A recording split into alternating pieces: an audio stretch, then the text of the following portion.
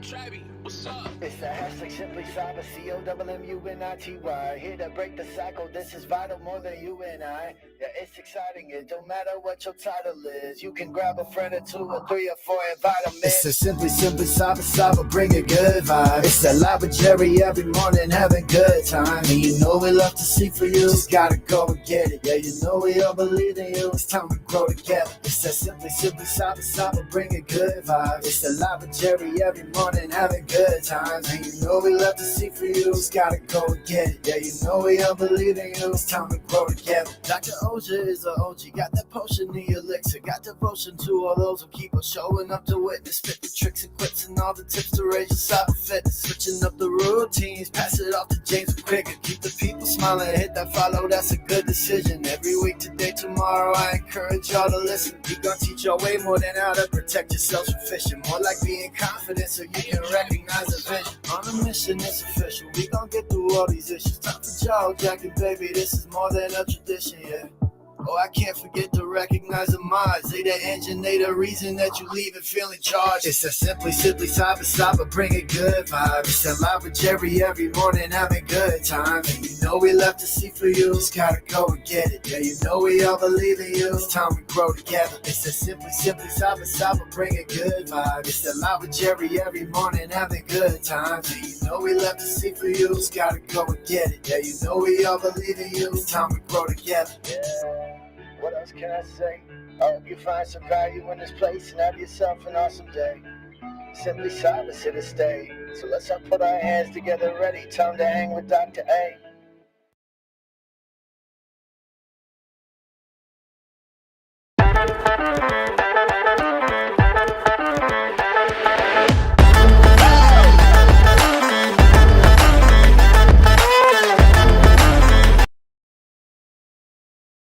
All right, good morning, everybody. Welcome to the party. How's y'all doing? Today is Worldwide Wednesday, March 5th, 2025. This is episode 827 of your Simply Cyber Daily Cyber Threat Brief podcast. I am your host, Dr. Gerald Auger, and over the next hour or so, me, Steve McMichael, DJ Bisek, Kimberly, and Jenny Housley in Mod Chat. Mr. Green, Port Zero in the upstate. Please be safe, Code Brew, and Port Zero in the upstate. Here in the great state of South Carolina, we are under tornado watch, and it is quite windy, and I'm not even near the epicenter of it. Folks like Mr. Taylor and Mr. Cashmere, please also be safe. Get your coffee, get ready. We are going to shred the top cybersecurity news stories of the day, and I will be giving my expert opinion and analysis on each of those stories on what it means to you as a practitioner to take this information and drive cyber risk reduction for your business stakeholders.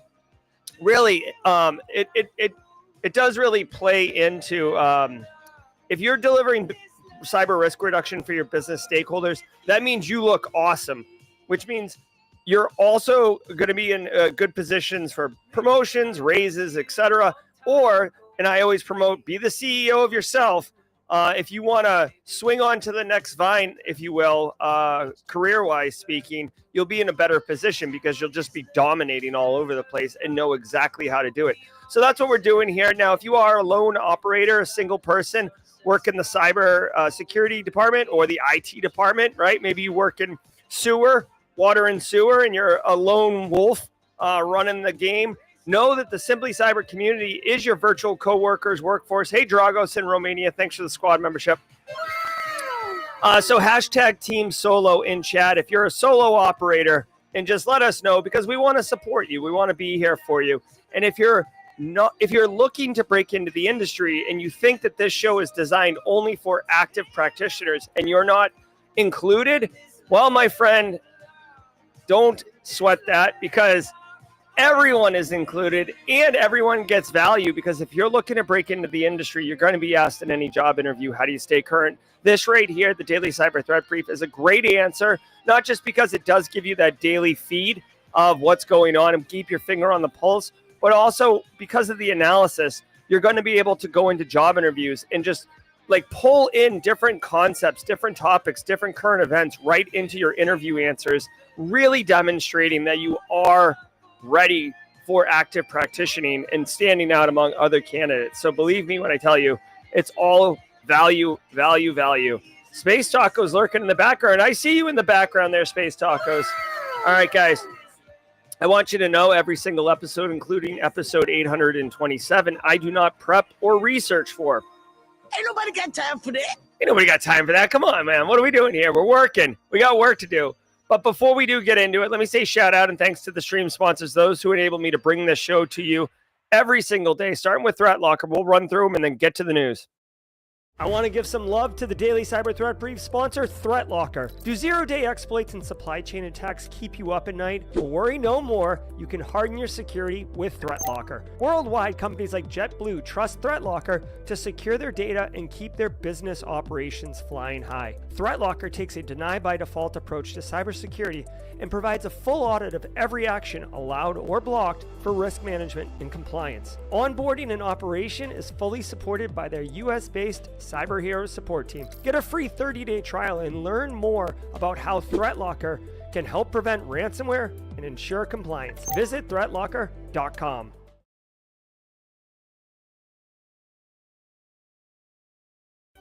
Oh yeah, we're about to do the Delete Me read, but one thing that is my favorite thing here at Simply Cyber is celebrating wins, especially those wins that involve getting work. Now, JavaGhost is going to tell us he's in Romania in just a minute for Worldwide Wednesday, but before that, let's just look at JavaGhost's update, shall we? Today, I just accepted an offer for a junior IT and security assistant, mostly working for IT general infrastructure, but also doing some security stuff like going over ISO 27001 procedures. First of all, GRC Mafia, welcome to that party, JavaGhost. And secondly, more importantly, get your wrecking ball emotes going. I came in like a wrecking Holler! Way to go, JavaGhost. Way to go, JavaGhost. Love it, love it, love it. All right, guys. I also want to say shout out to Delete Me.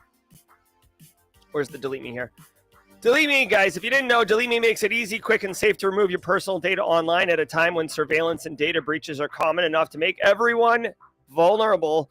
Delete Me knows your privacy is worth protecting. Sign up and provide Delete Me with exactly what information you want deleted, and their experts take it from there. As someone with an active online presence, privacy is really important to me, especially because I have a wife and children who didn't ask for any of this. Like, I'm putting this on them, so privacy for them is incredibly important, as well as myself. Take control of your data and keep your private life private by signing up for Delete Me now at a special discount for Simply Cyber listeners. Get 20% off your Delete Me plan when you go to joindeleteme.com/simplycyber and use the promo code simplycyber at checkout. The only way to get 20% off is to go to joindeleteme.com/simplycyber and enter code simplycyber at checkout. That's joindeleteme.com/simplycyber, code simplycyber. Thank you very much. Delete Me, love it, love it. Also, guys, Antisyphon. Guys, sound off if you would. Are you in? Oh my gosh. Are you studying for CISSP? Just really quick, are you studying for CISSP? Because let me tell you, Antisyphon training is basically disrupting the professional cybersecurity training industry by offering high-quality, cutting-edge education to everyone, regardless of financial position. And they currently just started yesterday, so I don't know if it's too late to join, but they are doing a 10-week pay what you can, including $0 CISSP mentorship training. So if you're studying for CISSP, you can get on this program, and for 10 weeks from the people at Secure Ideas, which includes Kevin Johnson, like amazing practitioners, really, really lending their time and energy and expertise to train up a ton of people to pass the CISP. So go check it out, antisyphontraining.com. It might not be too late, but I can't promise anything. All right, guys. Every single episode of the Daily Cyber Threat Brief, including this one, is worth half a CPE. So say what's up in chat, grab a screenshot, and file it away. Once a year, count up the screenshots, divide by 2, and that's how many CPEs you have. So it's super easy, right? Phil Stafford says, welcome to the party, Monet. And boom, like Phil Stafford could grab a screenshot of that. Triple D could grab a screenshot. Mr. Green, Noise could grab a screenshot. Just file it away. The screenshot's going to be timestamped, so you're good to go. I also want to say we're about to do a really fun activity, but someone said, welcome to the party, Monet Dawkins. So if you are a first timer today. If today is your first time on the show with us, drop a hashtag first timer in chat. I think Monet might be a first timer, but welcome to the party, pal. We've got you covered. Oh, Code Brew's letting us know you can sign up for the CISP course until March 9th. Thank you very much, Code Brew.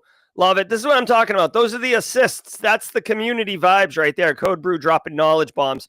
All right, guys. I don't know if we got any first timers, but if you're a long timer, you know exactly what we're about to do. Every single day of the week, we do something really fun. Usually at the mid-roll, but on Wednesdays,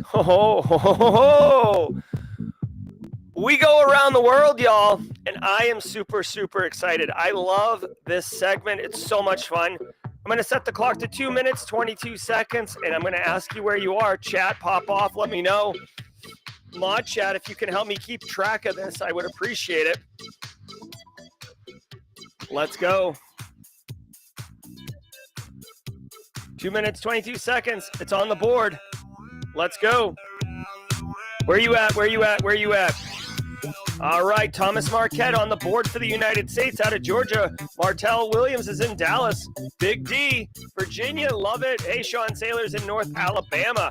New Mexico, my man, Stones fan, solo operator. Central is bringing Poland's in the house. Europe is online. Bob Beach, Dirty Jersey Shore, I know Wildwood. Dallas, Texas, Minnesota. We got Dirty Jers, America for sure. We got India, thank you, Justin Gold. Romania, newly minted, breaking in.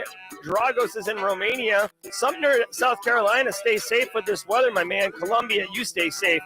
Kansas City, my man, Toasty Pops representing. Utah's in the house. Thanks for getting up early. Delaware, Jersey, South Carolina, Mad Destroyer, my man. A local, Queens, New York in the house. Czech Republic, how you doing? Czech Republic. Where's my Czech Republic? Czechia. All right, Kentucky, I love it. Lexington, Khalil Lazar, I know what's up. Damien's in Jamaica. Jamaica me crazy, Damien, am I right? Eastern PA, come on now, twice nightly. Priceless Pancake, North Alabama, represent. Hot Atlanta, my man Aaron Carson. Africa, Cape Town. I don't know where Cape Town is. The Philippines are in the house, as always.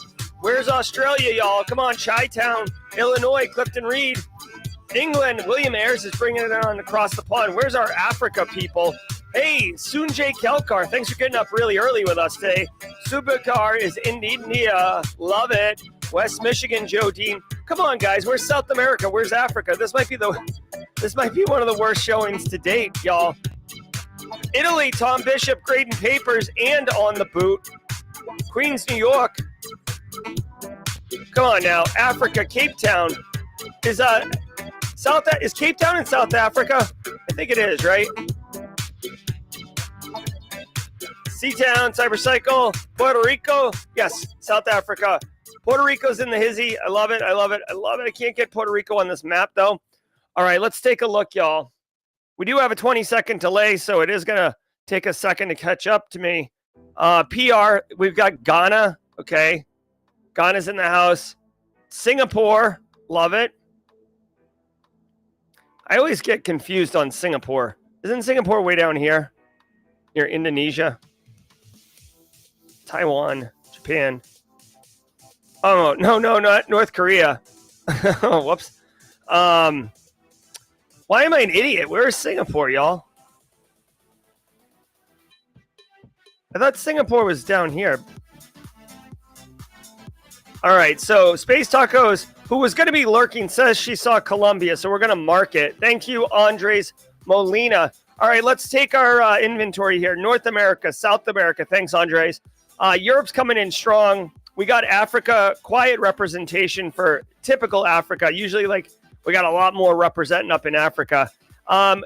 India India's bringing Asia online, along with the Philippines and Singapore. No Australia. So unfortunately, we'll give Israel a little love here for the Middle East. Sadly, we did not do it, y'all. Must be, I don't know what it is. We got 300 people in chat. Usually we have a bigger showing on Africa for sure, and all of us collectively dunk on Australia, but Singapore's next to Malaysia. Okay, here I am. I'm looking. Whatever. All right, guys. Unfortunately, I'll look at a map. And get it sorted out. But do me a favor, y'all. We got work to do. Sit back, relax, and let's. Uh-oh. Mod chat's correcting me. I guess we had Malaysia too. All right. And I missed a couple in Africa, apparently. I'm sorry. I am sorry, y'all. I'm trying up here. Canada, of course, I saw a Rich 464 and Steve Big Michael. Sorry. It has nothing to do with the current geopolitical climate that I didn't click on Canada, I promise you. All right, guys, sit back, relax, and let's let the cool sounds of the hot news wash over all of us in an awesome wave. I'll see you guys at the mid-roll.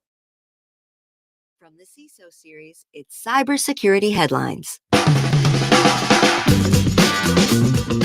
These are the cybersecurity headlines for Wednesday, March 5th, 2025. I'm Sarah Lane. In today's cybersecurity news, Apple is suing the UK government over its demands to weaken iCloud encryption under the Investigatory Powers Act. The UK wants a backdoor for law enforcement, and Apple argues that that would compromise global security. Apple previously pulled its advanced data protection feature from the UK, and the battle has drawn criticism from some US officials. The case could set a precedent for encryption policies worldwide, with major implications for user privacy and tech companies. Broadcom is telling... All right, hold on, Sarah Lane. Okay, so...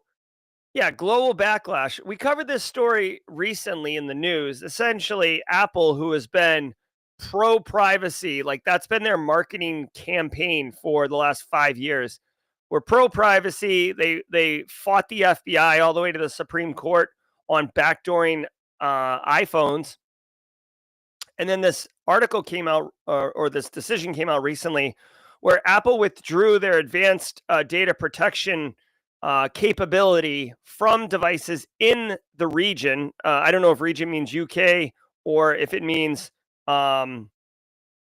European space or whatever. I think it's the UK. But the reason was, I guess, that there was going to be a requirement for the UK order required them to like make a change to the architecture or something, and the easiest way was to remove this advanced data protection thing. From my understanding, just so you all know, the thing that Apple had added that the UK asked them to remove was the whole thing is if you have physical access to the phone, you can use a Cellebrite type device to plug in using USB, and then now that you have a USB connection, the Cellebrite, or the hacking tool, effectively can exploit the device and get into it. So Apple introduced some type of capability that thwarts that particular attack vector. And the UK obviously didn't like it. So they withdrew that, but now I guess the UK is wanting a straight up backdoor, and Apple standing true to their word, probably because a lot of people who fund them want this privacy thing, right? I mean, it's great to be righteous and have chivalry and be like, oh, privacy is a civil right. But at the same time, Apple's a Fortune 5 company. Straight cash, homie. So this right here, Apple going to court to fight the UK, this is essentially the exact same thing as what they did with the FBI a couple years ago with the San Bernardino shooter. So we'll see how it goes. We never really got a clear disposition with Apple and the FBI because the FBI got a hacker to crack into the phone before the court case went to the Supreme Court, and the FBI dropped the case. So we don't have any kind of, whatever, global precedents. Not that whatever the Supreme Court in the United States says has anything to do with the UK. Okay, so having said all that, what does this mean for cybersecurity practitioners? How can you use this information to drive cyber risk reduction? You really can't. What I would say is data at rest on physical devices like your iPhone, like your iCloud, which is a cloud-based data store of personal information. Just keep an eye on it, right? If you have sensitive information and there's a backdoor, you can assume that that's information is no longer 100% secure. There is a chance that it can be accessed by somebody other than you without your knowledge, and therefore it's not 100% secure. The final thing I'll say, and this is an opportunity for the GRC mafia, and Monet, the GRC mafia is anyone that works in GRC or loves themselves some GRC that is trying not to, that is trying to be proud of it. I will tell you this, one wild thing that people don't think about that is interesting is that the iCloud, like when you get an iPhone and you set it up and you get your first Apple account and you're all giddy and everything and you start snapping pics and doing stuff, your iCloud account is set up automatically with 5 gigabytes, right? And the idea is that Apple wants you to get some data in there and start using it and then basically get locked into it. So then when you fill up the 5 gigabytes, Apple swoops in and says, would you like to spend $10 a month for an extra 100 gigabytes? Would you like that? Don't you look cute with 5 gigs? How about 95 more gigs? Doesn't that sound sweet? Just give me $10 a month. So that's the business model, right? Vendor lock-in. But what you may not know is that 5 gigs is just up there. Like you may not realize you're sending data up there. And the reason I bring it up is because I don't care about your, sensitive pictures that you took on your honeymoon. What I care about is a lot of people will take pictures of their emergency backup codes, their one-time passwords that they get in order to, if they're multi-factor authentication, they lose it or whatever. So those like codes, it looks like the Winter Soldier where it's like, library, corn dog, falafel, cheese curds, Chevrolet, dog. You know what I mean? Like those things, people aren't going to remember that. So they owe it. Like a lot of people will snap a picture of it and be like, oh, it's on my phone if I ever need it, which they'll probably never look at it. However, if it's in that first 5 gigs, it goes up to the cloud. And now you've got sensitive secrets in a space that you're not even thinking about. And when a threat actor gets in there, it's very easy to scrub past pictures of people and stop on pictures of documents or screenshots. Just saying, might be an opportunity to educate your end users about being aware. At minimum, go up into your iCloud and just look what you have stored there. It might be worth your time. VMware customers to patch 3 actively exploited 0-day vulnerabilities affecting ESXi, Workstation, and Fusion. These flaws allow attackers with admin access to escape virtual machines and compromise the underlying host, which can lead to data exfiltration, malware deployment, and service disruption. CISA has added these vulnerabilities to its exploited list, requiring federal agencies to patch by March 25th. Mozilla's All right, so Broadcom wants its customers of VMware, ESXi, and Workstation and Fusion to immediately patch. You gotta patch it. When the vendor says immediately patch, it's probably a best practice to immediately patch. Now, Broadcom did acquire VMware last year, and it was a big kerfuffle. I haven't seen too much. A lot of people were like, oh, we're going to switch over to Proxmox. I haven't seen too much of that. The TLDR here is, guys, if you're running VMware or ESXi, which is more important because that's the chassis. What the hell? Hold on 1 second. Someone's at my front door, which makes no friggin' sense. Hold on 1 second.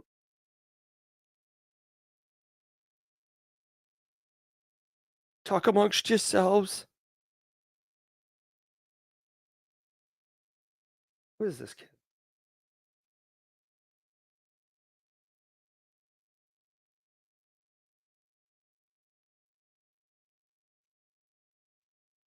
Sorry, there's like some random kid at my house ringing the doorbell.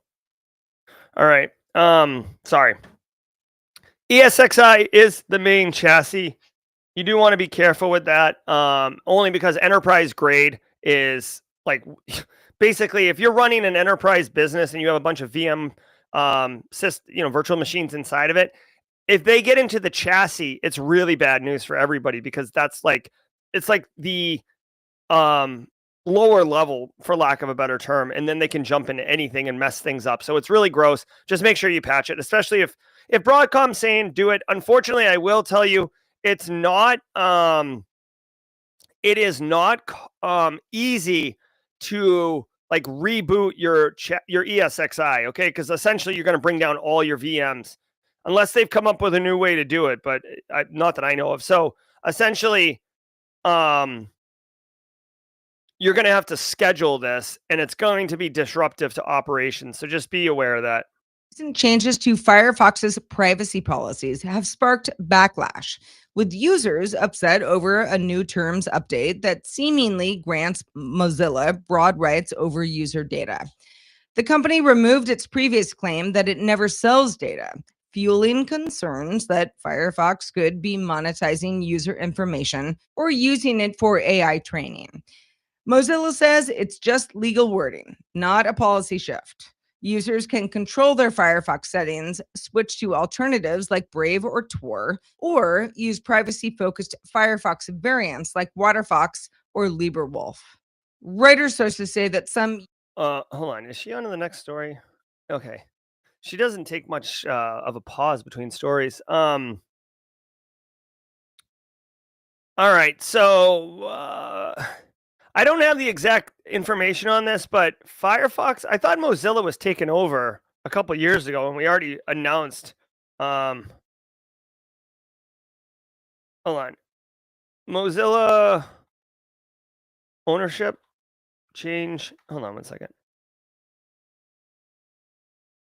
I'm trying to see, like, basically, Mozilla, someone, maybe ModCheck can help me with this one.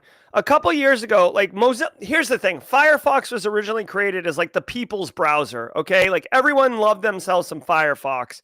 And it stood out as like for privacy and like the general end user. And it was like the people's browser, especially because at the time when Firefox came out, it was really just Microsoft Explorer and like Firefox, and then Chrome got into the game, and now everybody, and then there was like Opera and a couple other fringe ones. But for the most part, it was Firefox, Explorer, now Edge, and Chrome. And then Chrome really took off. And Firefox has been fine. But I swear to God, a couple years ago, the Mozilla Foundation got taken over or changed ownership or something like that. And it became more of a for-profit it felt more for profit than the people's browser. And everybody was like, whatever. And now they've updated their privacy policy, and, the few remnants of people that were holding on are upset. Guys, it's 2025. Data is super valuable. If you have a browser, or let me rephrase that. If you have an application that's used by millions of people and you have the opportunity to monetize that, and you're a for-profit company, someone's eventually going to get promoted into a position of leadership, and they're going to say, let's do it. So you can, if anything, this just seems like more of a poor public relations handling than anything. What I will say is, if you are into privacy, I would definitely recommend going with Brave. The Brave browser is, as far as I know, the best one for privacy. You can see it right here. Looks like a little lion head. Now, obviously, if you're trying to run, super, secret squirrel stuff, you may want to look somewhere else. But like, this is pretty good from a privacy perspective. Just so everyone knows. U.S. government workers with top security clearances were fired without standard exit briefings, which typically includes reminders about non-disclosure agreements and instructions on handling foreign adversary approaches. The layoffs were overseen by the Department of Government Efficiency.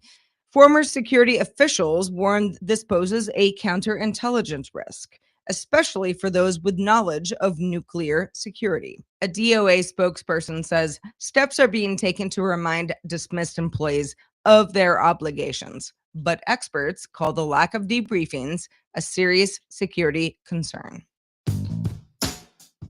All right, so let's talk about this for a second. The NIST control. I knew it was a PS control. I did, in full disclosure, I just did a quick Google to confirm it. PS4 So all my NIST people, my GRC Mafia people, NIST PS4 is personnel termination. Here we go. Disable access, revoke authentications, conduct exit interviews. All right. Now, what I would say is it does sound like Doge is not FISMA compliant. Whatever the organization is that, it's not really Doge, it's whoever they were terminating. But here's the deal. Separate the politics, separate all that stuff out of here. When you terminate an employee,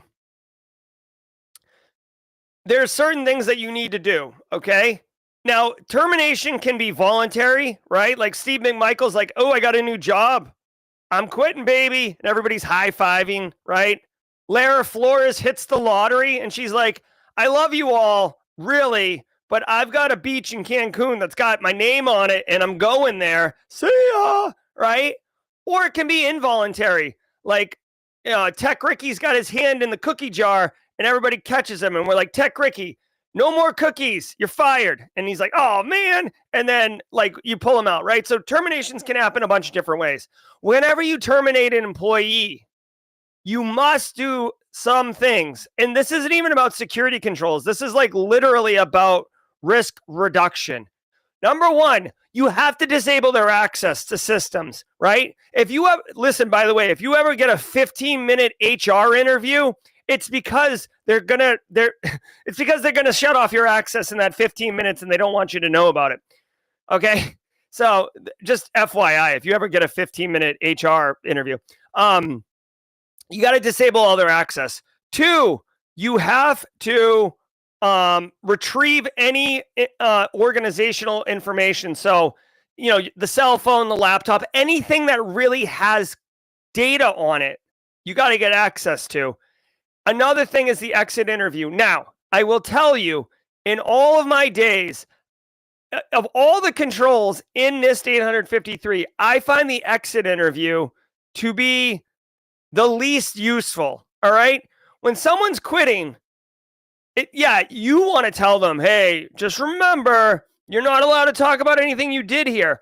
But the person who's leaving, if they're being fired, they don't give a crap what you have to say. If they're voluntarily leaving, they're already thinking about the next thing that they're going to. They're on their way. So the exit interview is, like, to me, the epitome of checkbox security. Like, oh, we did the exit interview. That risk is addressed. Like, no, it's not. Such a clown show. But I will say, really, disabling access is critical. And this is why I rage against the machine when we talk about cloud access and not using federated authentication. When you quit your job, if you have access to a bunch of cloud systems, like the payroll service, ADP, or the ERP solution, or a cloud EHR, or whatever, and you're using local accounts to the application, good luck getting those disabled, because you have to go touch each of them if you even know the full inventory of all of them. That's a little bonus GRC Mafia love there. Again, you always want terminations to be amicable, but, I feel like it's so cold, but just remember, HR is not on your side. HR is there to protect the business. They're not there. They're not your advocate. All right. I remember, I won't get into it, maybe a jaw-jacking, but I remember one time I was in an HR exit interview. I was quitting because I absolutely hated the business, and my boss was an absolute horse's butt. And it asked me a jaw-jack, and I was so... Thank you to this week's episode sponsor, ThreatLocker. ThreatLocker is a global leader in zero trust endpoint security, offering cybersecurity controls to protect businesses from zero-day attacks and ransomware. ThreatLocker operates with a default deny approach to reduce the attack surface and mitigate potential cyber vulnerabilities. To learn more and start your free trial, visit threatlocker.com. All right, here we go.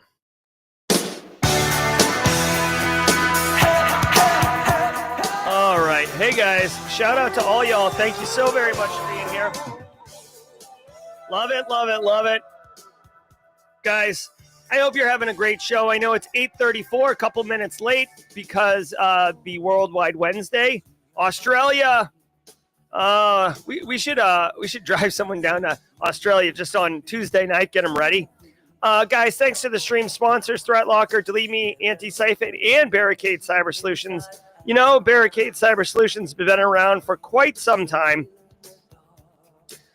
Eric Taylor and the team there are dedicated to helping businesses from cyber attacks and recover from the damage done. Now, cyber attacks can cause massive issues for businesses and send dedicated, hardworking business owners into turmoil, but Barricade Cyber Solutions, they know how to mitigate the damage done by cyber incidents.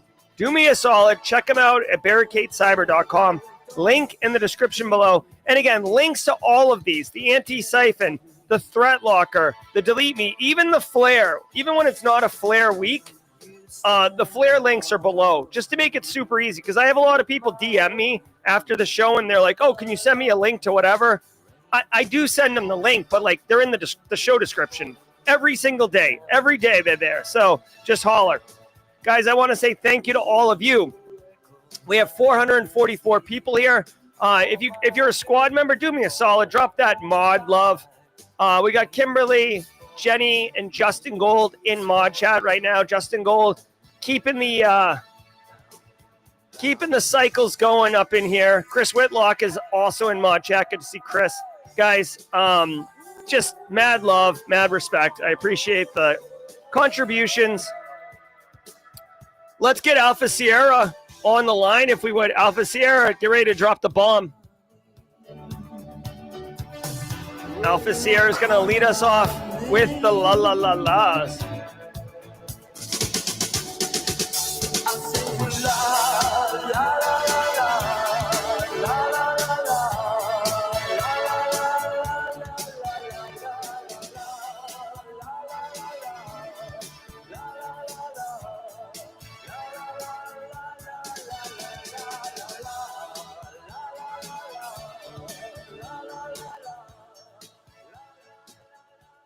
All right, good stuff. And just a reminder, if you didn't catch Chris Whitlock and Dennis Keefe's portfolio building workshop, like if you want a portfolio, right? Like, how do I get a portfolio? I've been told I need a portfolio. If you need a portfolio, Chris Whitlock and Dennis Keefe are running live workshops in the Discord server once a month. They just did the first one a couple days ago, and it was an absolute rager. People loved it. They overflowed it. They had to move event locations in order to support the amount of people that wanted to be part of it. So look for that happening in March. I believe March 3rd. Where is it? April 7th is the next. Oh, yeah, April 7th is the next one. I guess there's nothing. We just did March. What an idiot. Oh my God, Jerry. You are so dumb. You are really dumb. For real. I am an idiot. Guys, time goes by so quickly, especially when you get old. I literally can't believe it's March already. So let's keep going here. The Electronic Frontier Foundation launched an open source tool called Ray Hunter, designed to detect cell site simulators or devices that mimic cell towers to track phones and potentially intercept data. Ray Hunter runs on a $20 Orbic mobile hotspot and monitors control traffic to identify suspicious activity, like forced downgrades to vulnerable 2G networks. Users get alerts for anomalies and can review logs. The EFF expects Ray Hunter to help build defenses against CSS and inform legal efforts to regulate their use. All right, so it's Ray Hunter. I don't want anyone to get confused, not Ray Gun. And since Australia's not here in chat, we can do this. And they won't know. They won't know. Australia just won't know. All right. So Ray Hunter, not Ray Gun, is this open source project that you can buy and build for less than $20.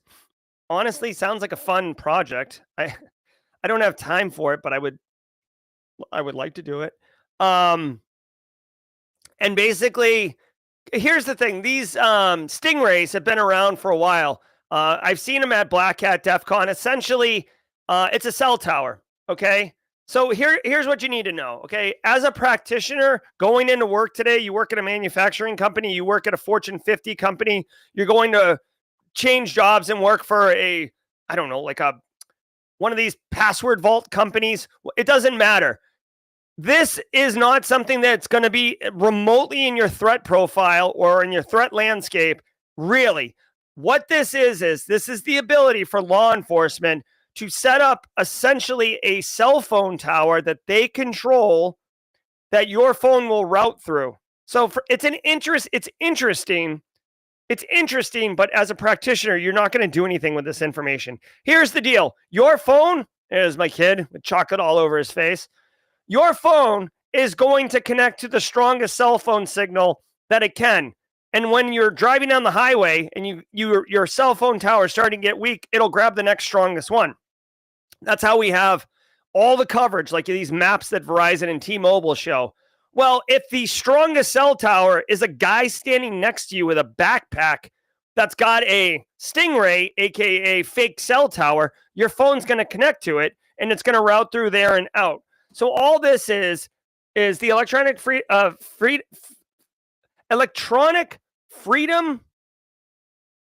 What is EFF?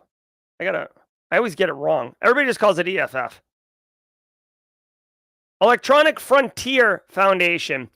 What they're doing is making it so you can detect it. It's the same thing as being able to detect like a listening device or a bug in your hotel room or a creepy camera that someone threw in their Airbnb so they can spy on Airbnb guests, which might not be bad in the living room, but is disgusting in the bathroom or in the bedroom. You know what I mean?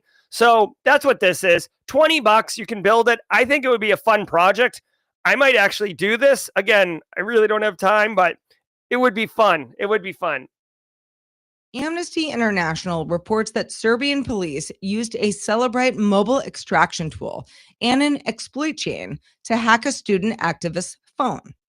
The attack used Android USB driver vulnerabilities and let authorities gain root access and possibly install spyware. Cellebrite claims its products are for lawful investigations, but has stopped supplying certain customers. Some experts debate the ethical responsibility of vendors providing these kinds of tools, with calls for stricter safeguards and accountability. FaceTech has... Yeah, so, I mean, really quickly, even if I bought this, built this thing, it would be cool. I don't even know how I would test it. As Josh Mason puts in chat there, using stingrays without authority is illegal in the US. You can't build a stingray. So I don't even know how I would test this thing unless they have some type of simulation software that I can use. All right, Amnesty International getting back at the Serbian police, saying that they used a exploit chain with legitimate mobile extraction dongle from Cellebrite. We talked about that earlier in the show, actually. All right. So, guys, here's the deal. Regulators, mount up. I'm not even going to spend more time on this. This story was covered the other day. Serbian law enforcement officials are using law enforcement technology to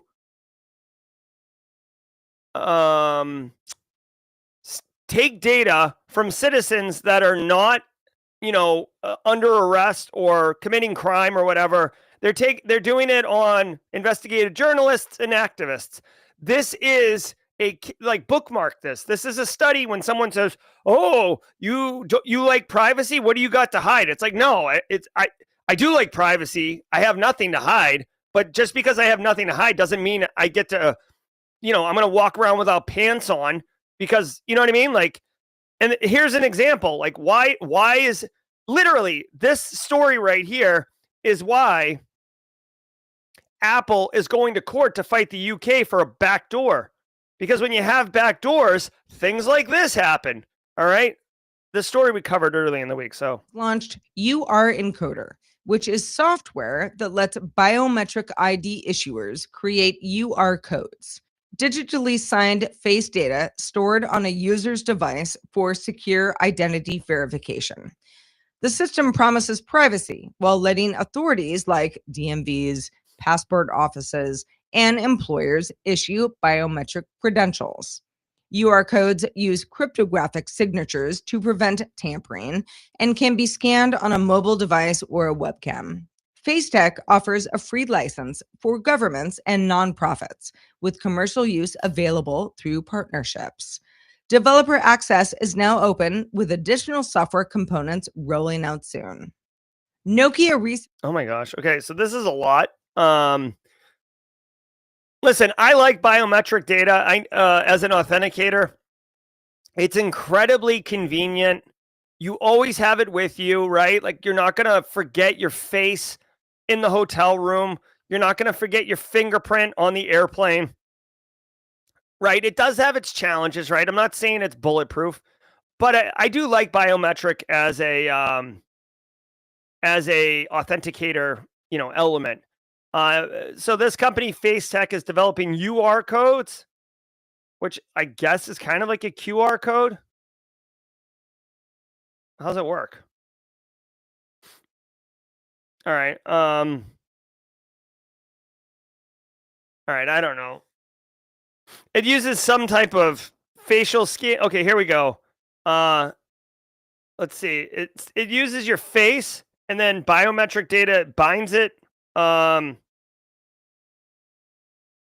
Okay, so this almost sounds more like it's doing like what Active Directory does. Like you put in your password and then it hashes it and then it checks the hash back on the AD side.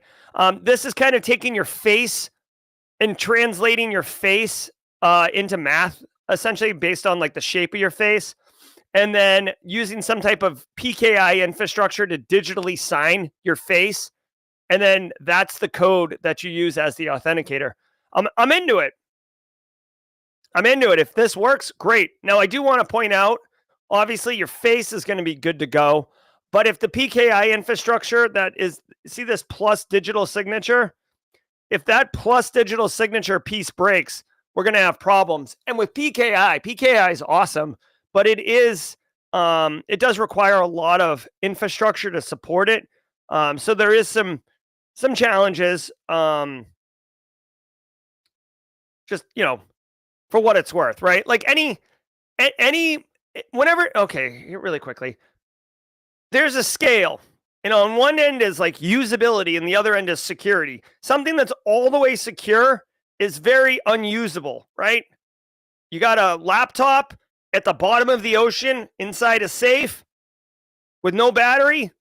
Super secure. Nobody's getting into that laptop. It's also completely unusable. Now, you got your laptop with all your corporate secrets or your personal photos or whatever, and it has no password. It's in kiosk mode. The screensaver's set to never turn on. And it's at the mall or whatever the equivalent of a mall is in 2025. I don't even know. Okay? It's in a Fortnite lobby. Right? Completely usable. Everyone can use it. Zero security, right? So we as practitioners, we're always trying to find the slider where we're introducing security at the cost of usability often. And we're trying to find like how much pain will a user accept before it's too painful, right? And that's our sweet spot of security. So for this one, it's great. It's more secure than just your face, but that PKI infrastructure could result in challenges. So I like it. Researchers have discovered 1111 bots infecting more than 86,000 IoT devices like security cameras and NVRs for DDoS attacks. The botnet is loosely linked to Iran and targeted telecom providers and gaming servers, reaching attack volumes of hundreds of millions of packets per second, spreading through brute force attacks on weak admin credentials and scans for exposed telnet or SSH ports. Security researchers say that blocking associated IPs, updating firmware, disabling unnecessary remote access, and changing default credentials is the way to mitigate risk. Palo Alto. All right. So first of all, I know this is going to be terrible, but first of all, Nokia is still around. I learned. Back in the day when cell phones first came out, Nokia had this like Snicker bar or like candy bar shaped one that could play Snake. That like Snake was like the OG game app on a mobile phone. If you owned it, first of all, if you're old, what's up? Second of all, if you owned that Nokia candy bar phone, you know exactly what I'm talking about. That thing was hot. I did not own it. The kids in the other kids owned it. I didn't get a cell phone until college because I was not of means to be able to get a phone. But so anyways, Iran's got a botnet, 86,000 devices strong, and it's mostly made up of IoT devices. Okay, here's the deal, guys. If you have technology that's improperly configured facing the internet, and it has default creds, it can be taken over. That's what's up. Oh my God, chat's blowing up. The 8190, yeah. Look at chat's blowing up. Who knew? Who knew that I mentioned the Nokia 8190 and all of a sudden everybody's awake? Holy crap! Let's take a look here. There it is. Oh, hey. Hey, Nokia 8190. It really was this one. And you could change the faceplate on it. That was like part of the deal is you could change the faceplate. Hold on.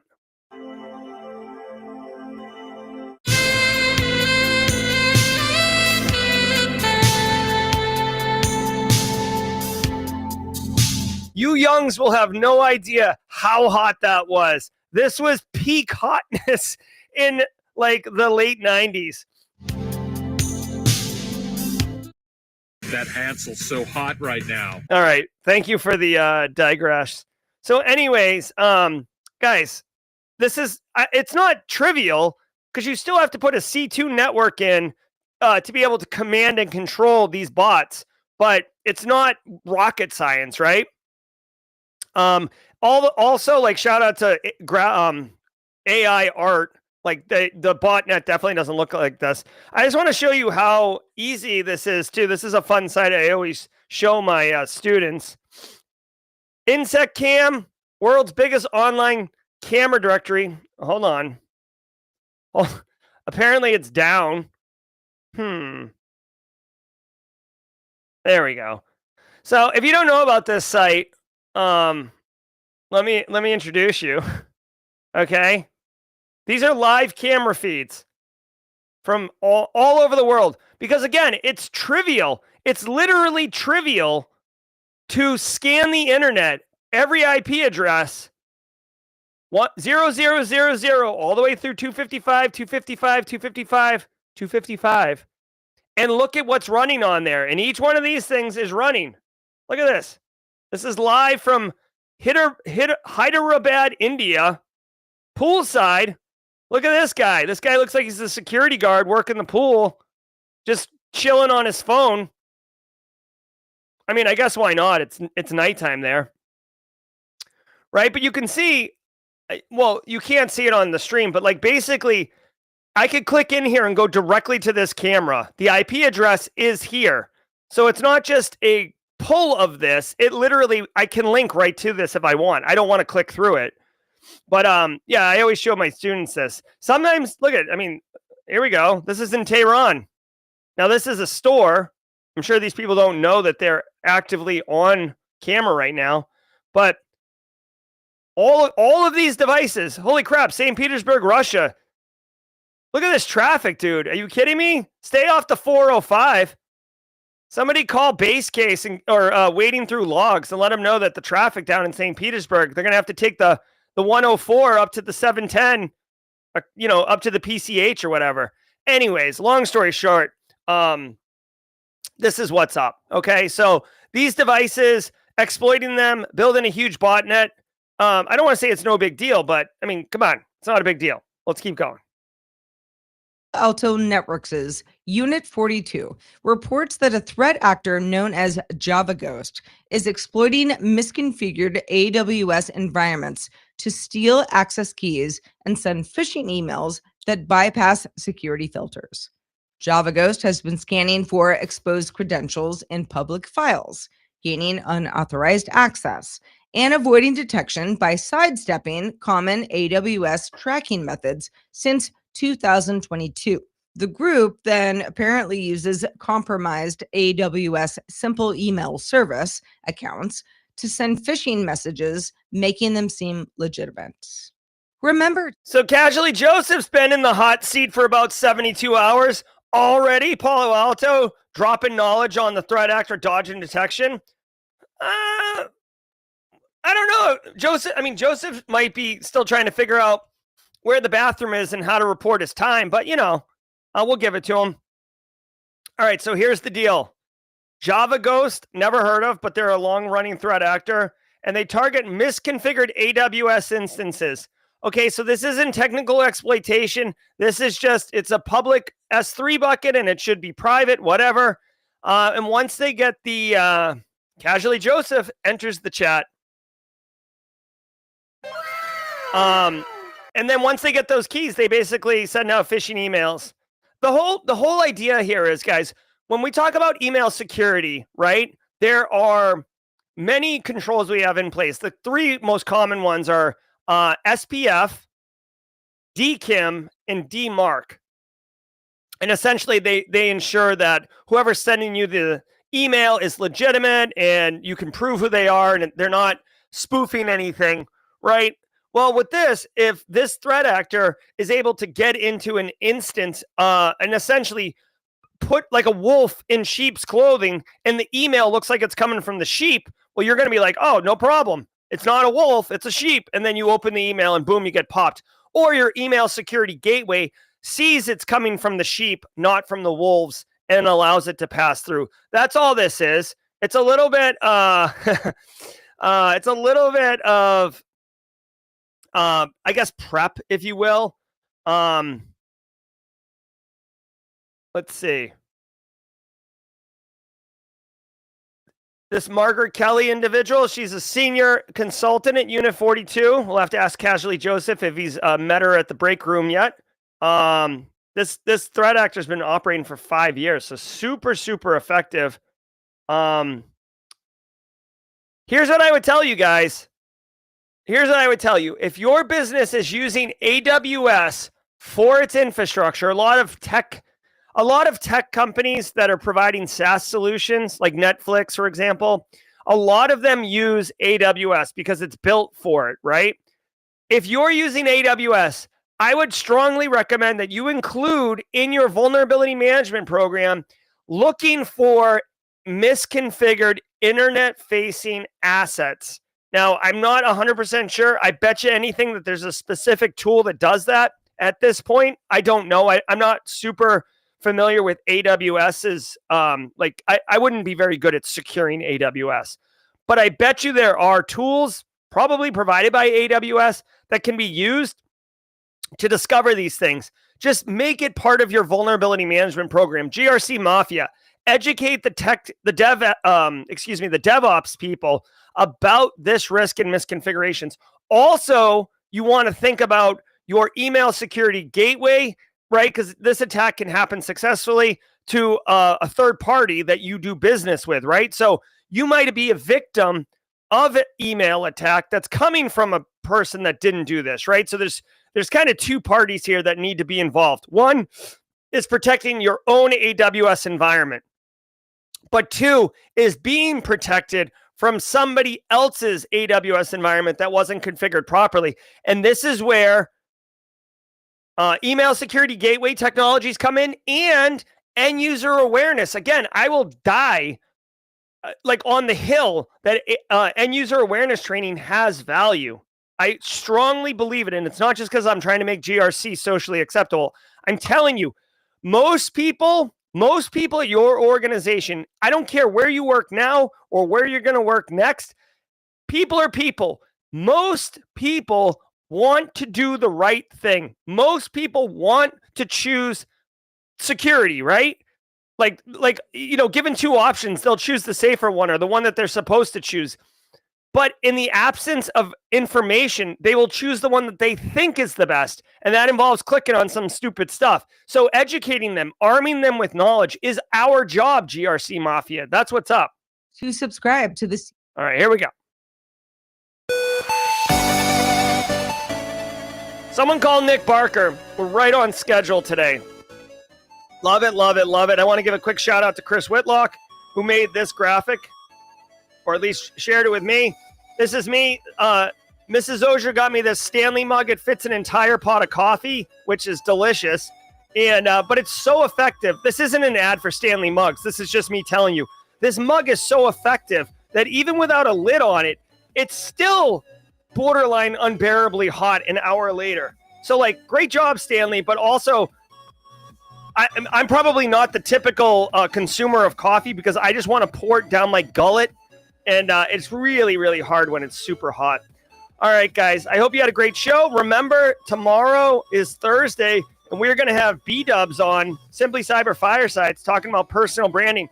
So we're talking about personal branding, portfolio building, the works. Come check this story out. She is a Simply Cyber community member. Many people know her. She was at Wild West Mile High. You may have met her there. It's all about good times. Don't go anywhere because we are going to pivot to jaw jacking. Again, mad props and love to the mod team for their support during the show. I appreciate that. All of you in chat who were dropping knowledge bombs on the Nokia, and you Californians who got up early to correct me on the 405, etc. I genuinely appreciate that. To the Australians who didn't make it to the show that we made fun of, sure, come on to Worldwide Wednesday and I won't show ray gun. I'm Jerry from Simply Cyber. Don't go anywhere. We're going to be doing jaw jacking, answering all of your career questions as to the best of our ability and more. That and more in 30 seconds. You got to leave. Take care. Until next time, stay secure. Ever wonder what it takes to break into cybersecurity? Join us every weekday for Jaw Jacking, where industry experts answer your burning questions about the cybersecurity field. Live, unfiltered, and totally free. Let's level up together. It's time for some jaw jacking.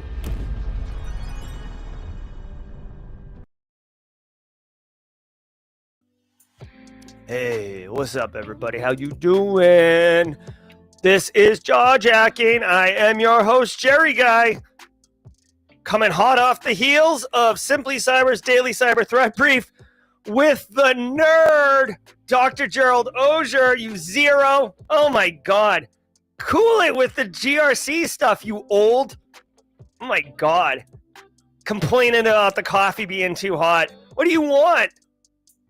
Coffee ice cream? Dork. Seriously though, guys, we are going to be killing it here the next 30 minutes. I am here for you. I am here to serve. It gives me great pleasure, and I consider it an absolute privilege to serve this community. So let me answer your questions. Drop them in chat, put a queue up at front, and I will do what I can to answer them. And if I don't have the answer, like if you ask me about securing AWS, I will do what I can to try to get you people or talent or a resource that can help you with it. I am going to check my calendar really quickly, make sure I'm not missing anything. Oh no, we are clear for takeoff. Oh yeah, I am super excited. Had a great call yesterday. So some of you might know the Simply Cyber and mods, no pressure. Let me know, mods, if there's anyone in mod chat that's going to be clipping questions, because then I won't look at the chat for questions. First question, I'll tell you when there's a lull about a new pod. Are we going to have an actual industry expert on today or just Jerry Guy? Haha. That's great. Boss Finale. Nah, man. Hold on. Boss Finale, was someone saying they didn't like whatever I'm saying?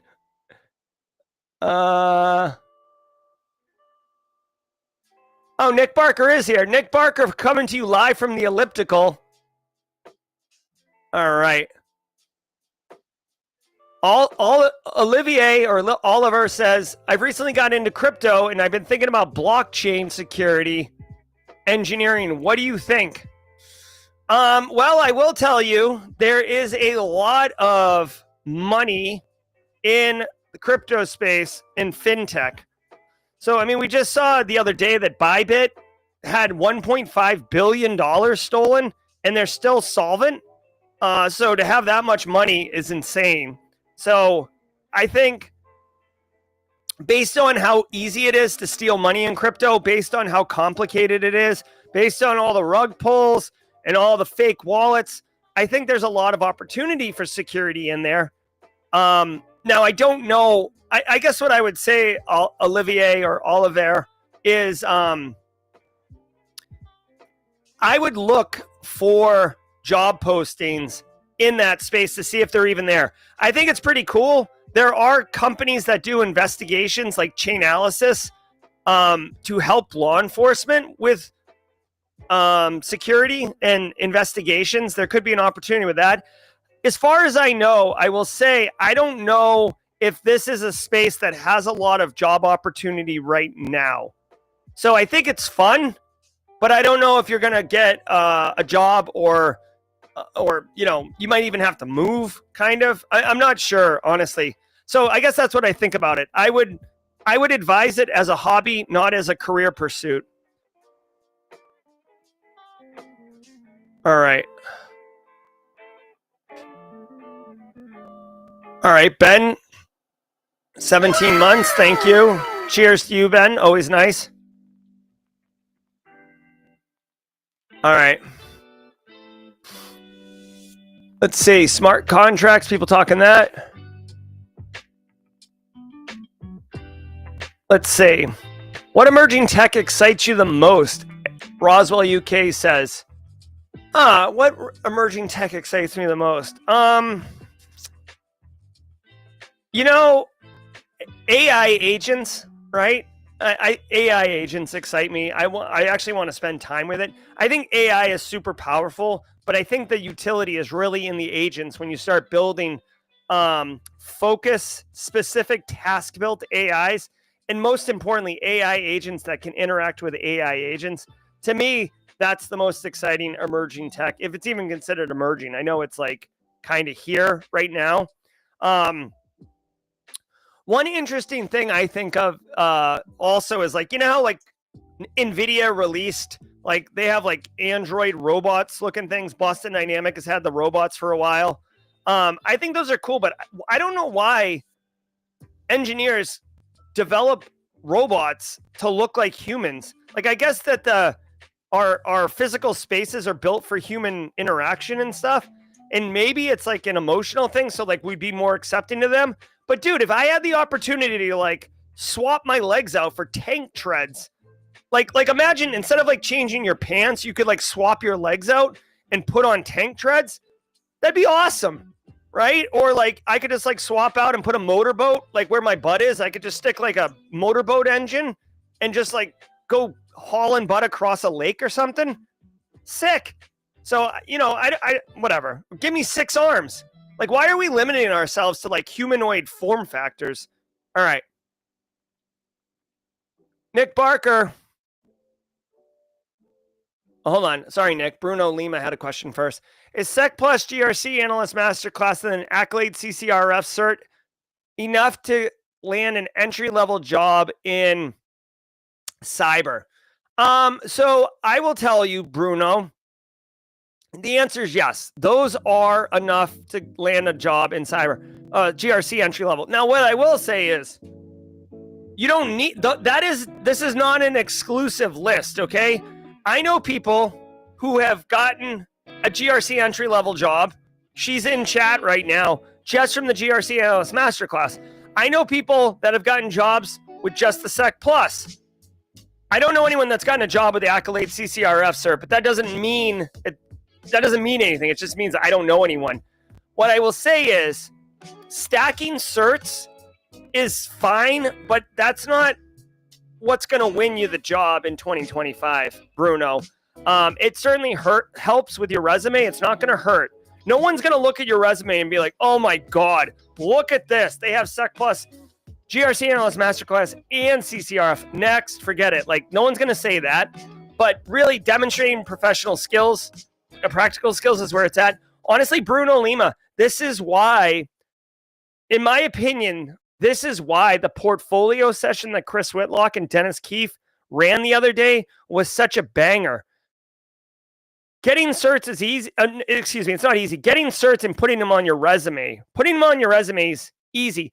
Showcasing your abilities and your practical skills is challenging. And that's what those portfolio is. Bruno, I would tell you right now, go to the Discord server, ! Discord and chat right now. Go to the Discord server. I think April 7th.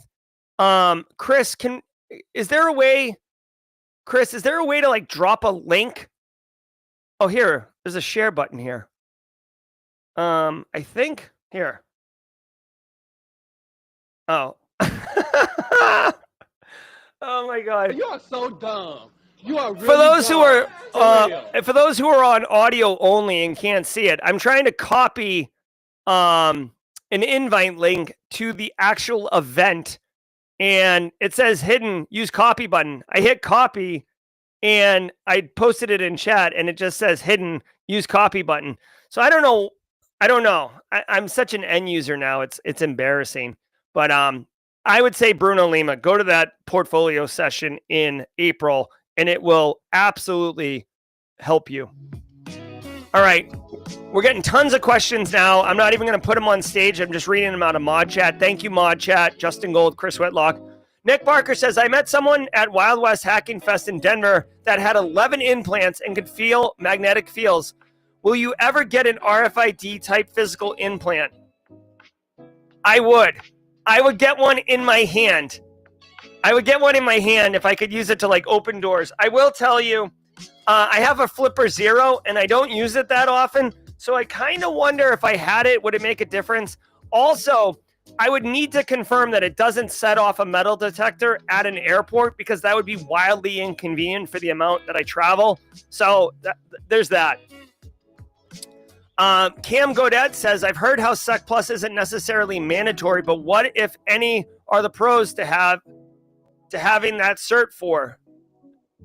Oh, well, so the reason to get the Sec Plus is because two reasons. One, in HR loves themselves some Sec Plus. It's an easy way for them to say, this person has some cybersecurity knowledge, right? Second of all, the Department of Defense uses it as a qualifier for their 8570 like entry level roles, right? So it's used as a qualifier.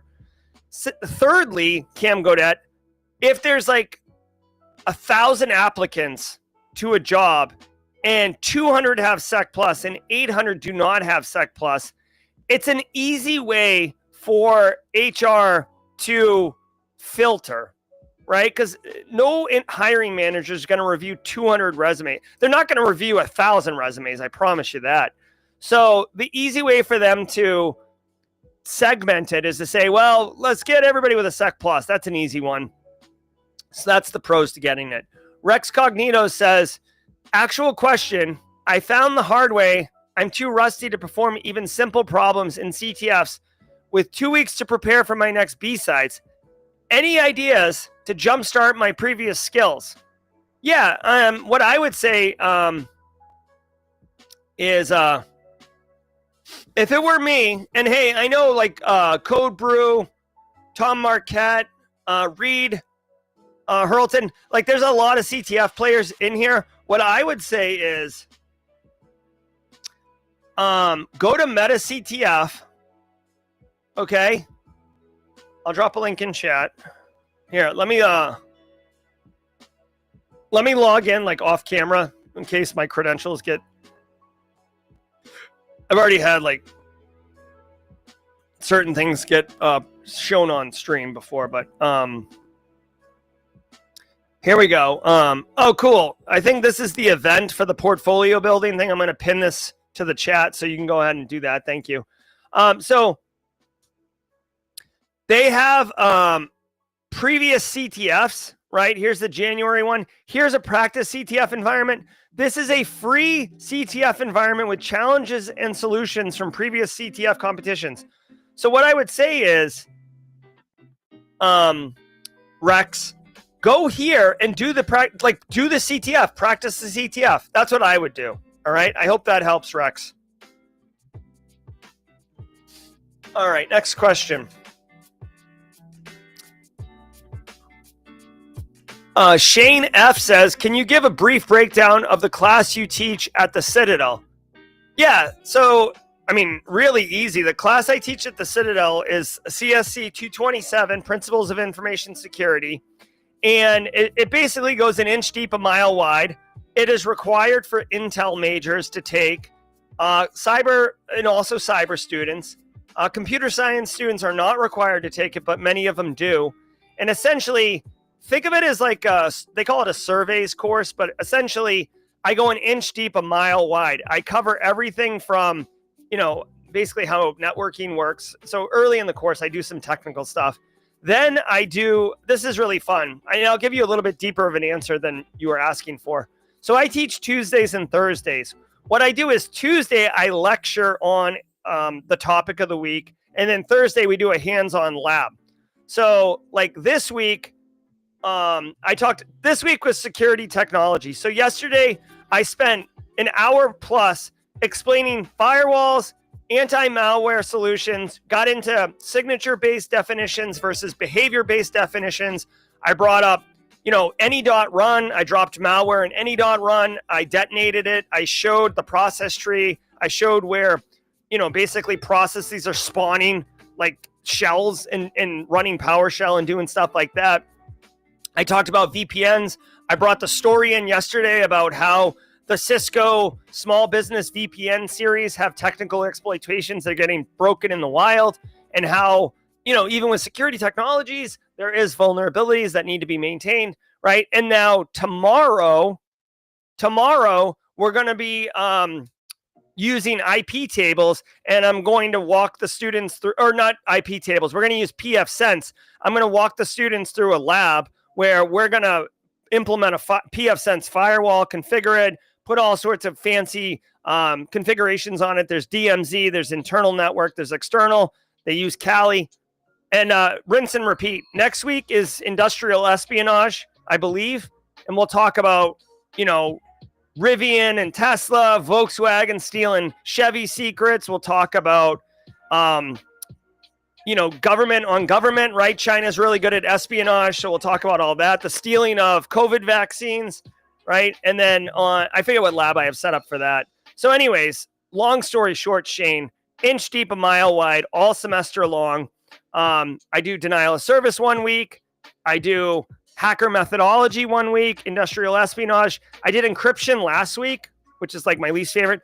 And hey, Space Tacos and Team, 2 weeks from now, or 3 weeks from now, is the GRC week. I've worked an entire GRC week into the course, and the lab is around baseline configurations of a window box. Oh yeah. Thanks for the question, Shane. Kyle, what's your opinion on cybersecurity platformization versus choosing best in breed apps from different vendors?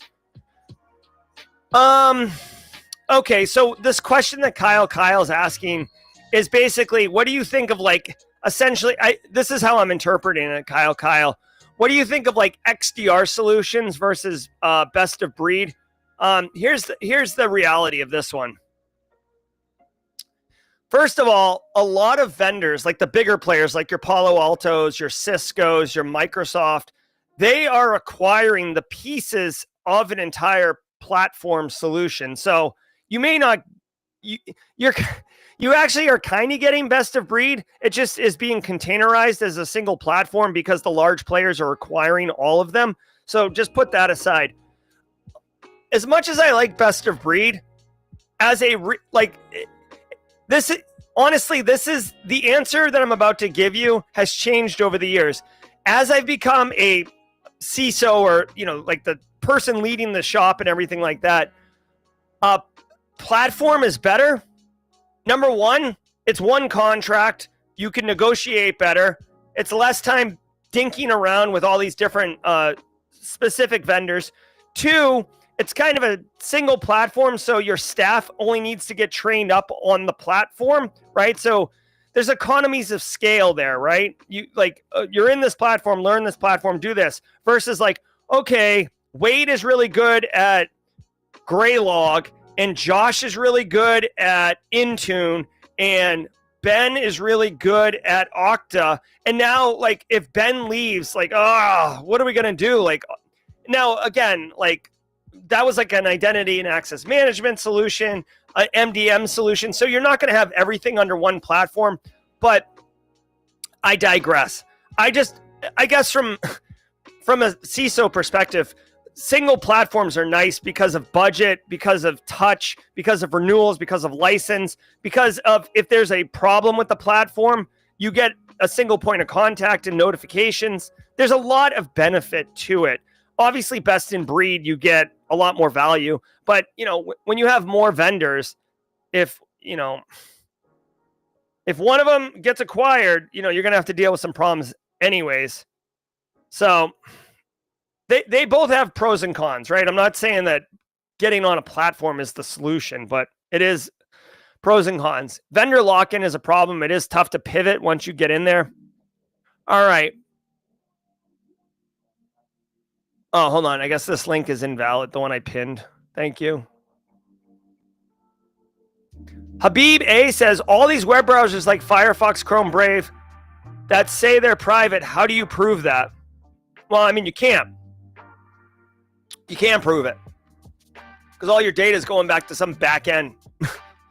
Tech Grunt, what are your thoughts being able to pursue both the Sec Plus and ISC2 SSCP certs? All right, so Tech Grunt, I mean, Sec Plus, I've already outlined in this particular jaw-jacking session the value of it, right? HR likes it. It's okay. It just means you understand some basic fundamental cyber stuff. The SSCP cert, I actually have that cert. I went and took it, kind of fun. I took it on like a lunch break for fun.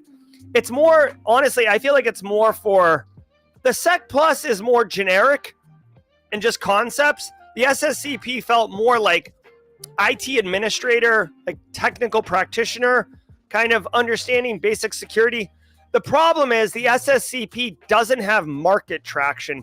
So even though I think it could be considered better than Sec Plus as far as like effectively assessing someone's capability, the market doesn't care. And the market's why you're getting the cert, right? No one's getting the cert so they can impress their date, right? Like wading through logs isn't going on a hot date to Friday night. And he's like, oh, I'm going to get that SSCP. She's going to be so impressed. Now, listen, wading through logs is married with kids. So like, I'm just picking him for fun. My point is, the only reason anyone here is getting certs is to help you get a job. And since the market dictates what certs they want, if the market isn't asking for SSCP, you can't will it into wanting to be cool. Okay? So that's what's up. Now, I will say this too. If your employer's paying for certs, stack them. Get as many as you can. If someone else is paying for them, do it. Doesn't hurt. Hunter Clark says, would you recommend getting the Try Hack Me Sal 1 or the Hack the Box SOC Analyst cert?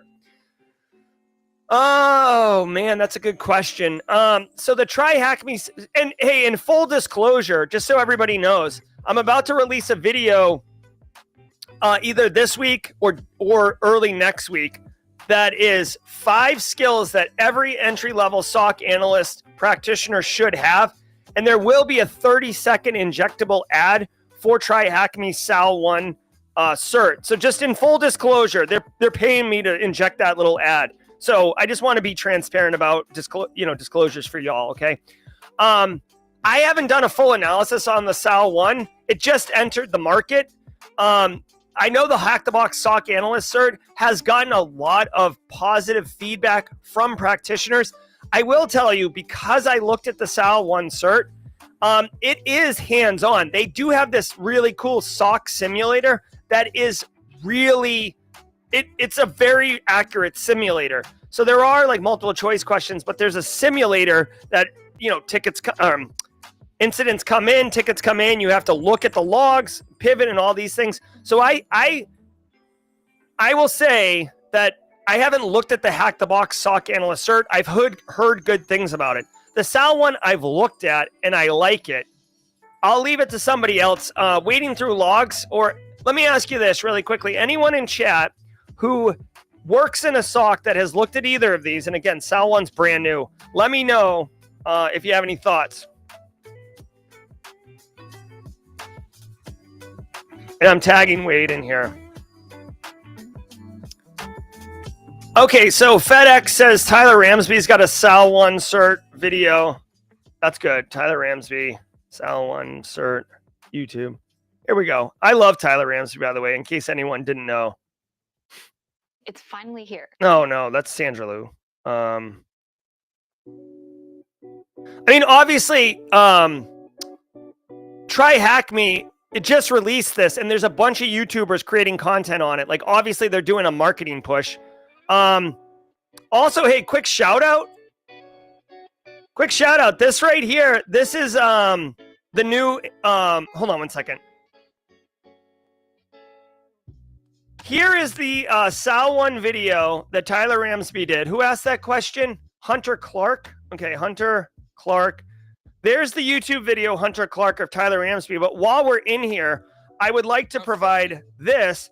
Tyler Ramsby partnered with me and Simply Cyber Academy to provide a free course, and he's going to be adding more to the Simply Cyber Academy on hacking. Now, hold on, I want to make sure nothing. Yeah, look at this. This is a course you can log in and register right now for free. So if you are interested in learning fundamentals of hacking and the hacking methodology, I'll drop a link to this. This is not a trick. This is not a trick at all. This is a free course created by Tyler Ramsby, who is a professional pen tester. So I'll drop a link to that as well. So Tyler Ramsby, always delivering value to the community. Okay, so Moon has a question. Are SIGs the way to go with regard to third-party supplier assessments? SIGs, huh?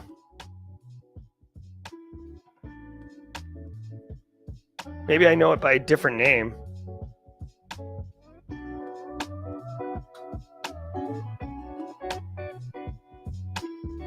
All right, so standard information gathering questionnaire. I've never heard it called a SIG before, but that doesn't mean anything. We've been sending these questionnaires for years out to people. Here's what I would say. As far as third-party supplier assessments go, yeah, unfortunately, it is the only, it really is the best way to do it. Now, I will tell you, if you're going to send third-party questionnaires, I've done it multiple times. If you've worked in industry, you know that sometimes you get a 75-page document with 300 questions. Sometimes you get a one-pager with 5 questions. I would go through and look at what's important to you. You've got to remember, in GRC Mafia, this is a pro tip, okay? And Habib, this is, or Moon, this is for you. There's a high probability the business is going to go forward with the project. Now, if they've picked a few different vendors, you have an opportunity to help select. That's great. If they send you a vendor, like, chances are, it's not about assessing whether or not they're too risky. It's about seeing what controls they have that you can take advantage of and hopefully get implemented before they go live. So for me, when I do third-party questionnaires, if it's really going to go forward anyways, what I try to look at is access controls, data retention, what are they doing for, like, their security operations program, who are the key point of contact, like those type of things. Yeah, Luke Canfield says STIG. So STIG is different than SIG, right? So SIG is a standard information gathering questionnaire, which is an acronym I hadn't heard until just now. STIG is a security technical implementation guideline, which is a government thing, which is, such a government thing. All right. Here we go. Next question. What happened with the HR 15-minute interview? Habib A wants to ask. Oh, yeah, so they brought me in. Okay, so really quickly, I worked at this company. I won't disclose who they were. I really only worked there for 3 months. It was brutal. The job that I interviewed for was different than the job they gave me. I got yelled at a lot. I was very upset. I was very angry. My boss was an absolute peckerhead. I hated my boss. He was the epitome of small man in a big job. So he was like a middle manager. He was a total a-hole. He was like out of control with power. Like to the point where like literally, like I'll just give you an example of how insane this guy was. He like managed a team of 5, okay? And like one day out of the blue, he's like, okay, you set up where your desk is, right? So you sit here. This is your desk. You have your like little coffee cup and your tchotchkes or whatever. And like one day he's like, Jerry, switch desks. You sit over there now. And I'm like, why? And he's like, don't question me. You sit there now. And I'm like, oh my God. I like had to move my desk for no reason. It was just a flex because he could make me switch desks. Such an a-hole. Anyways, Mrs. Auger was telling me since like day one, you should quit. You should quit. And it was actually putting, like, we lived together, no kids yet. And I would come home miserable. I would wake up Sunday nauseous because I knew I had to go back on Monday. And she was like, you have to quit that job. Like, it started putting a stressor on our relationship because I was just a morose, like irritable, angry, unhappy person. And so I ended up quitting. And they asked me to come in for an exit interview. And like the HR woman's like all bubbly. And she's like, so tell us why you're leaving. And like in reality, I wanted to say how much I hated this guy and how terrible he was for everything. But I knew that like there was no benefit. They weren't like, I had already expressed concerns. Everybody in the company knew how much of a peckerhead this guy was. It wasn't like he was like pulling me aside discreetly and being a jerk. He was openly a jerk and everybody saw it, but he managed the team. So it was one of those problems where like it was a problem for the people reporting to him, but not really a problem for his management and the function of the business. So they never really oiled that squeaky wheel. So like, I'm like, nope, just found a better opportunity. No, is there any problem? Is there anybody on the team that you'd like to talk about? Nope. Everything's good. I am fine. I have nothing to share with you. And that's because I know there's nothing it's like getting arrested. There's nothing you can say that's going to help you. So if you're not like, unless it's like a family business and you're leaving and you're like, hey, yeah, I would recommend looking at this workflow or process. There might be an opportunity. Or, hey, you know what? Wading through logs is like really awesome. And I think he's underutilized. I might look at him for promotion. Things like that, super cool. Anything else? Like, nope, next, see ya. All right. So that's, I don't think I've ever shared that story publicly about that guy. In fact, I'm sorry now I'm on a thing, okay? I remember in the job, I should have known, I was kind of desperate for a job when I took this job. I remember in the job interview, he's like, you're on the phone with a client. It was like a consulting kind of thing. He's like, you're on the phone with a client, right? And I'm like, okay. And he's like, the CEO busts into your office and says, I need you right now at my desk, and then leaves. What do you do? And I'm like, what do you mean?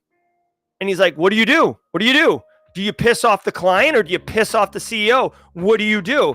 And I'm like, well, I suppose I'll tell the client that there's an emergency that's come up at work and I will have to call them back.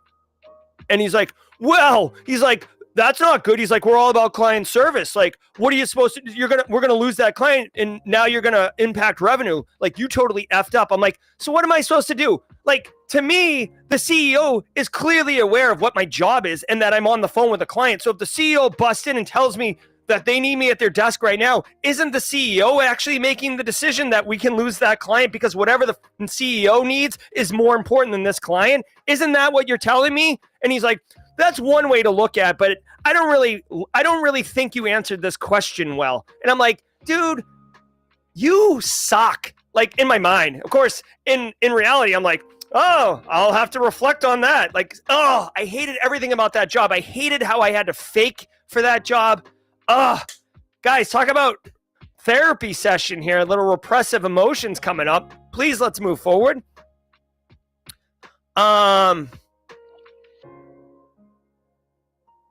Would Try Hack Me or Hack the Box have anything related to GRC? Zach Morrison says, not that I'm aware of. Try Hack Me did have the GRC Advent of Cyber Room. Okay. So Casually Joseph is saying that the CDSA, which is the Hack the Box cert for SOC analysts, is legit. The training is great. Whether you get the cert or not is less important. The training is legit. Good. Chaff TV says, how do you feel about ISC2 CC cert and Google Cyber certs? Worth it in the beginning or just stay the course with Sec Plus? So I believe I have a video on the channel for both of those certs, which was sponsored. And in both of those videos, I point out that I can't remember about the CC one. The Google Cyber Certs one, like there is training, there is content, there are labs. You do SQL, you do Python. It's fine. What I will say is I don't know of any jobs where those two certs get you the job. Sec Plus, right now, it does help you get a job. So what I would say is, just like A Plus and Net Plus, I think learning the knowledge and the information is good in those courses, but I don't know if the cert is necessarily moving the needle for your resume. Now, there was a kind of a viral video that just came out earlier this week from some content creator. I don't know who he is, and he was basically like dunking on a lot of cyber YouTube creators, including me. I was in his video, which is totally fine. Like, go for it. But what I will say is he also points out, or he pointed out in the video, that like the knowledge you can get in those Google Cyber and the CC, you can just get from YouTube videos. What I would say is, yeah, I mean, you can get pretty much anything off YouTube nowadays, but there is something to be said about having a curriculum that's been curated and lined up for you. And, some people need organization and guidance, right? So there is that from a course. So they're not trash, but they're not, they're like, you're not going to finish Google Cyber Cert and someone's going to be like, oh my God, here's your job. Okay. All right. Sentinel Gray says, should I keep an expired cert on my resume? Yes. I would keep it. Dude, just put expired next to it. Literally, Centennial Gray, me, you, and the hiring manager all know that the cert industry is a money market, right? It's a Straight cash, homie. If you got the cert, that means you did it. Oh, shit. Shoot. I guess there's a premiere right now that I totally screwed up. Fudge sickles. So there is a premiere going on right now. Industrial Control Systems, Simply Cyber's ICS. Guys, right here is Don Weber and Tom Van Norman, both wild industry professionals, super experienced. If you're even remotely curious about industrial control systems and operational technology, let's go over and raid this right now. Also, I want to point out, I watched this video already in as a preview. Guys, I got to tell you, they go deep into explaining the business side of things. So if you want to know why a hiring manager or a business makes decisions to pay you or not pay you in negotiating salaries and stuff, that's what's all up in here. So I'm going to drop a link to this. Please go over there. Let's go. Sorry, everybody, for dinking it up. I'm Jerry from Simply Cyber. Thanks for allowing me to crash out on that HR interview.